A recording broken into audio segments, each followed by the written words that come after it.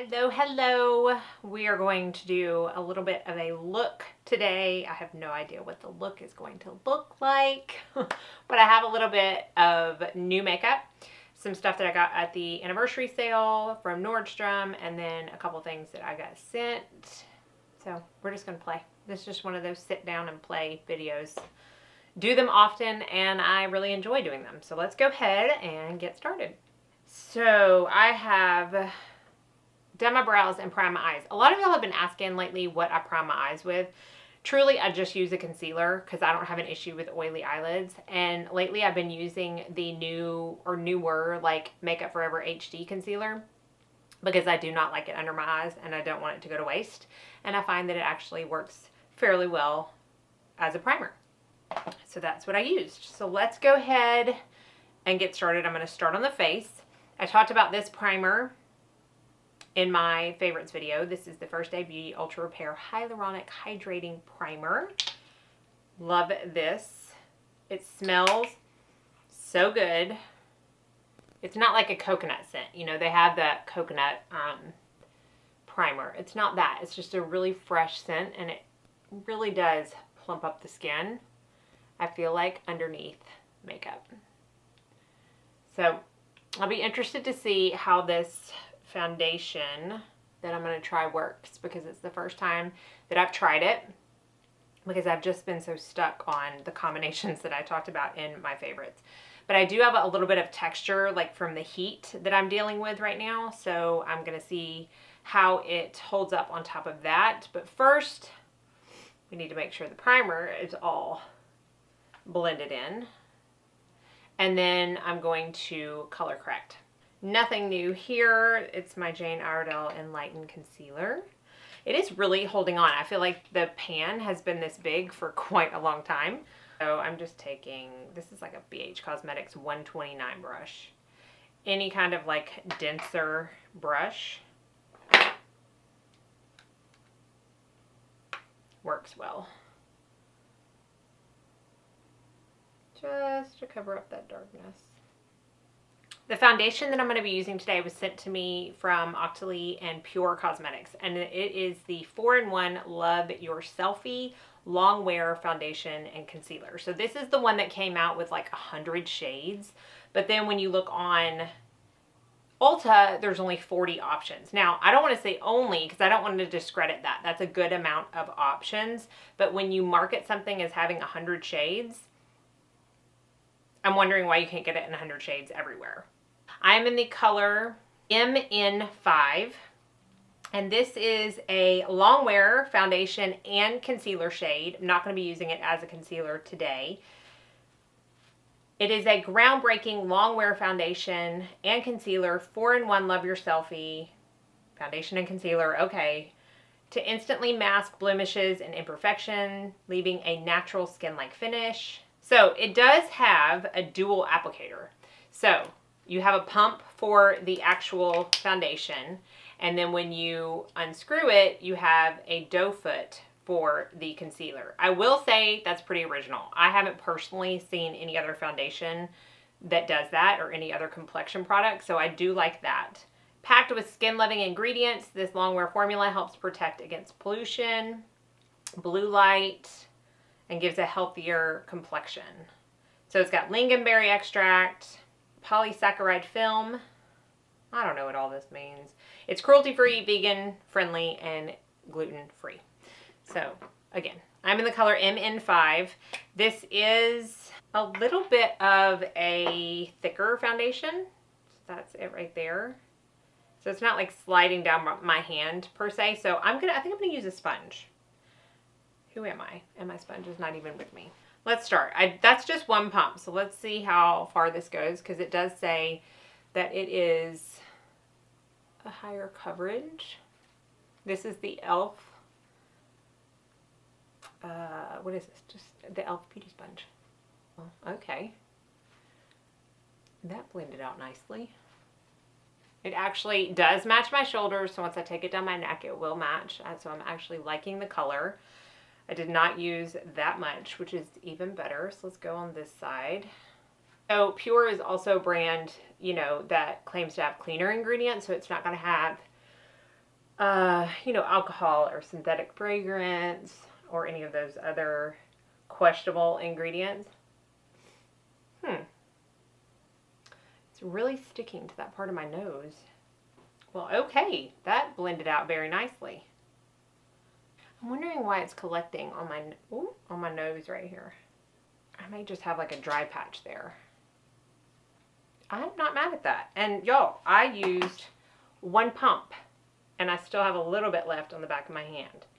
So a little bit goes a very long way. I can actually see how this might be a good concealer as well, because I feel like it is pretty good coverage.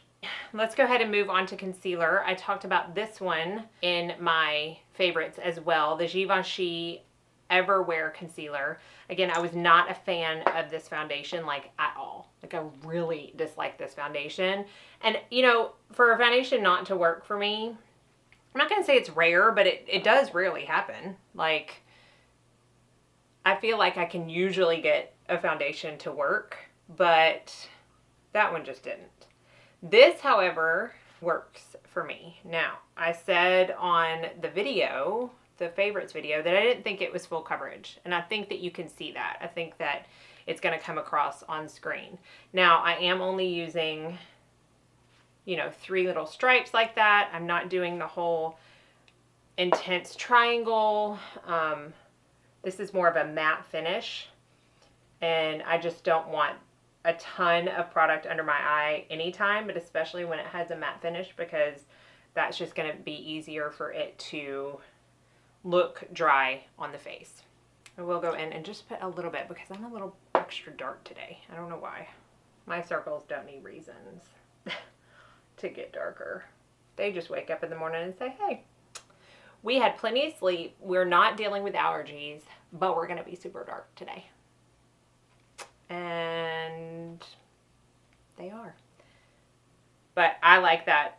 I like the coverage. It's not too thick where it looks fake, but it's enough to dial down the discoloration. So far, so good on that combo. While that all sinks in, let's go ahead and go to the eyes.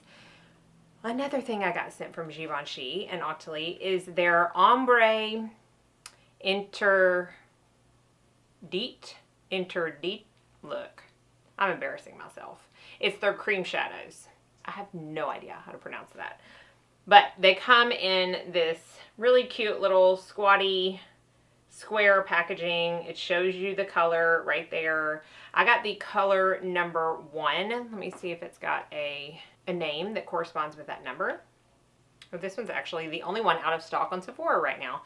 And it's called Pink Quartz. So they have 6 colors, and it looks like they range from gold to mauve to brown, bronze, and denim. And it looks like there's 4 shimmer and 2 matte shades. So again, this is Pink Quartz. They're $33. So it's saying, if you look at the doe foot, that you can use it in 2 ways. You can use the tip of the applicator and put it across your lash line as an eyeliner, or you can use this part, you know, the flat part, and put it all over the lid. I mean, I don't see any reason to do an eyeliner with this pinky color, so we are just going to put it all over the lid. So what I'm first noticing, and this isn't the first time that I've worn this, it's a little bit patchy. So I'm just going to take like a flat brush and see if I can blend that out. And it's still looking patchy. So I'm just going to tap it out with my finger. And that helped a little bit. Now I will say, because of that aspect where I feel like it does look a little bit patchy, this isn't something that I wear by itself. I can't speak for the other colors and how they work, or for the matte colors, if they're any better. If they were, I would definitely wear something like this by itself, but because this color seems to be just a little bit on the patchy side, I use it more as a base for other eyeshadows. And in that respect, it works really well, because it gives that little bit of like a tack, but it's also, as you can see, super vibrant. in its color, like super vibrant, which I love. It's opaque. So anything that you put on top of it is going to, you know, stand out even more. But again, I just don't think, because of the patchiness that I'm getting, that I would ever wear this by itself. Okay, so super pretty base. I mean, it really brightened my eyes. I'm going to go into the new Tom Ford Anniversary Sale palette. This is in the color White Suede. And I'm going to take this kind of, I have not used this yet, y'all. I cannot believe I have not used this yet. But I'm going to take this lighter brown color right here on my Sonia G Blender Pro. And I'm going to see if I can get this to show up in the crease. Now, this is a little bit of a satin color. And I know a lot of people are like, don't put satins or shimmers in your crease. Now, I 100% agree with not putting a shimmer shade in your crease. But there are a lot of satin shades that you can get away with doing that. And these are some of those satin shades. I don't feel like once I blend it out in my crease that you can see that it has shimmer in it or any kind of sheen.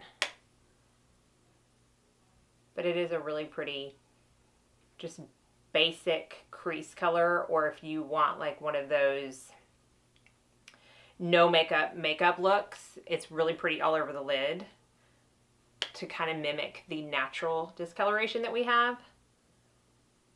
But it's controlled discoloration. That makes sense. Oh, it did cover up some of that Givenchy shadow, but that's okay because it's still working as a base. Now I'm going to take the Wayne Goss number 18 and I'm going to go into this really pretty brown color and put that just a little bit out here. This one was a little bit harder to pick up out of the pan. I really had to dig into it. And I don't know if it's because I haven't used it yet or if that's just the nature of the shadow. I mean, I don't want it to be super dark, but it's not applying as dark as it is in the pan, which may be a good thing for some people. And it may be a bad thing for some people. It just depends. It's a really pretty color though. I like that. And then I'm going to go into this. Y'all, I'm going to walk into the vet later and they're going to be like, oh, where are you going tonight? I'm going to go into this like super sparkly shade. And just because I know y'all love Zeus so much and will ask, he's okay. I just think he has an ear infection, so we're going to go get him checked out. And I'm just going to tap that with my finger over that inner corner, that Givenchy base that we put down. So here's the thing with toppers, and I'm not going to say that this is just Tom Ford. It's really toppers in general. I feel like they are applied best with the corresponding hand. For example, when I put a topper on my right eye, I feel like it's applied best with my right hand. When I put a topper on my left eye, I feel that it's applied best with my left hand.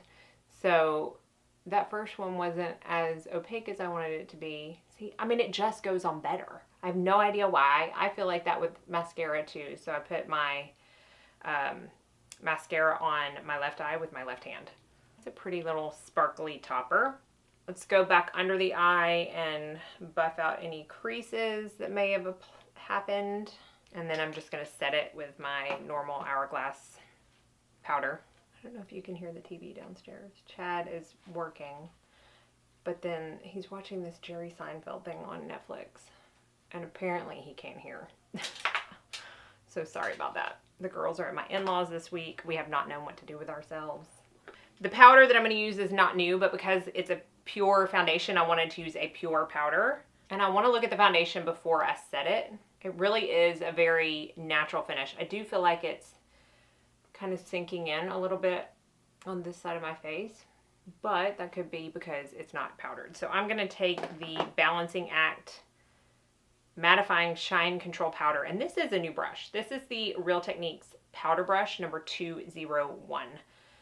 I used this yesterday for the first time and I really liked it. Now granted, it was with a loose powder then, so let's see, you know, oh, these powders smell so good. It's just really soft, but it's big enough to like apply it everywhere you want, but it's soft enough not to disturb anything underneath. I could smell these powders all day. It's like a mixture between vanilla and chocolate. So I mean, it is more of like a matte finish than I'm typically used to, but I'm not saying that's not going to change as I go throughout my day, but so far I kind of like that. All right, so let's do bronzer. Let's talk about this bronzer. This is the Chanel Duo Bronze et Lumiere in medium.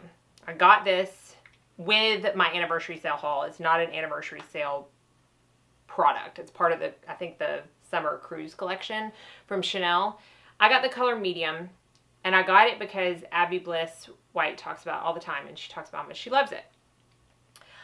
I have tried using this once and I couldn't get it to work for me. I don't know what I'm doing wrong, so we're going to try again today.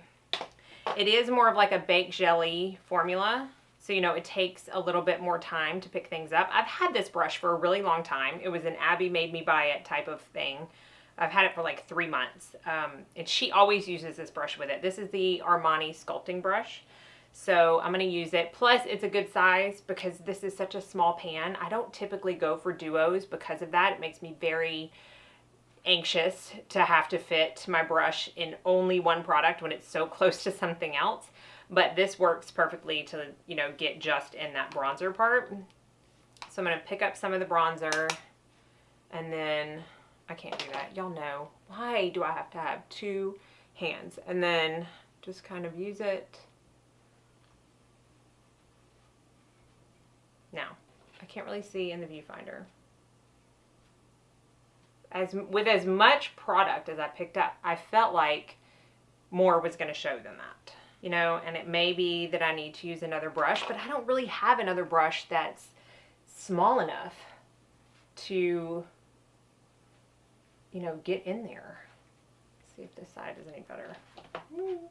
Okay, showed up a little bit more on that side. I think my issue is I just really like a bronzed look.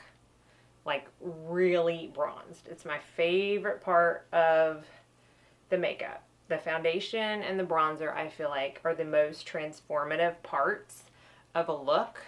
So when I can't see like a huge transformation, I just think it's not that good. But it's subtle, it's pretty, it's showing up. I'm just needing to work at it a little bit more. So if you have this bronzer, let me know what I'm doing wrong. I'm doing everything Abby does, and it looks so much better on her. All right, we're gonna stop. I could do this all day. But I am liking it a little bit more like today than I did when I first applied it. Since we're in the palette and I don't have any other new highlights, let's go ahead and use this highlight, which I was afraid was going to be a little too dark for me, but I think it works okay. So this is a very gold highlight. And it shows up very gold. We will buff it out. It's chunkier than I thought. Like, it's a lot chunkier than most of my highlights. So it's going to show texture a little bit more. I think I like this one as an eyeshadow more than anything. It's not a bad highlight, but I mean, you can tell, like, it's gold. It's gold. I'm going to have to, like, it works, but I can still see kind of a stripe of gold on my face. So we shall buff that out. I'm going to use the Laura Mercier, ooh, that sounded weird, Rose or Rosé blush. This is the blush color Infusion. Love these. They just go on so nicely, and you really can't overdo them. I have a very heavy hand with blush, and I think that's why I like these so much, because they're so sheer but buildable that it's really hard to mess them up. Let's buff out that highlight and see if we can get that gold. I washed my brushes last night, so they're all so soft. This is the Hourglass Radiant Light. For anybody who might be new. If you're not new, you knew that. This is my favorite. See, I am not easy on my face, especially when I don't want a big gold stripe on it. And you know what? Abby does like the highlighter in the lighter compact, but I don't have that one. Okay. It's the Jane Iredale Palmist. I'm just going to push it in. We're just going to go back into this darker color. This is my Beautycounter crease brush. Put that under the eyes just a little bit. Or a lot. You know, Chad might be like, you don't need to go to the vet. I've got it handled. You're good. Okay, let's do some lips because my lips are feeling a little naked. I'm going to use, I think I'm going to use this. So I got these two little ones from the Tom Ford set. This color is Automatique. Y'all, this is not my day for names. I wore Paper Doll in my favorites video and I loved it, but I'm going to do this color. I mean, there's something to be said for a Tom Ford lipstick, I will say. Now, I'm not saying that they're worth, what, $55 for a full size, because I've never bought a full size. I just can't bring myself to do that, but they do just glide on the lips so smoothly. It's a really pretty kind of brownie nude color, but y'all know I'm a lip gloss girl, so I'm going to take a little bit of NARS Striptease. Perfect. Now I'm going to do my lashes off camera and I'll be right back. Okay, lashes are on. If I'm going to be 100% honest with y'all, this is not my favorite look I've ever done. The more that the foundation sits on my skin, the more it is sinking in to my lines right here. Yeah, like really bad over here. I have foundations that I can wear all day long and they won't even do that. And I've had this one on for all of 20 minutes and it already is. So there's nothing really that I tried new that's like, wow, I think you need it. I do like the primer, but I'd already talked about that. I do like the concealer. I'd already talked about that. Everything else that I introduced, I'm not like blown away by. I'm going to keep trying it and I will let y'all know, but that's kind of my stance on it right now. So a little bit of a letdown look for me, but hopefully you still enjoyed watching this. And be sure and like and subscribe before you leave so you don't miss out on any future videos. And I hope y'all all go out and have a very blessed day.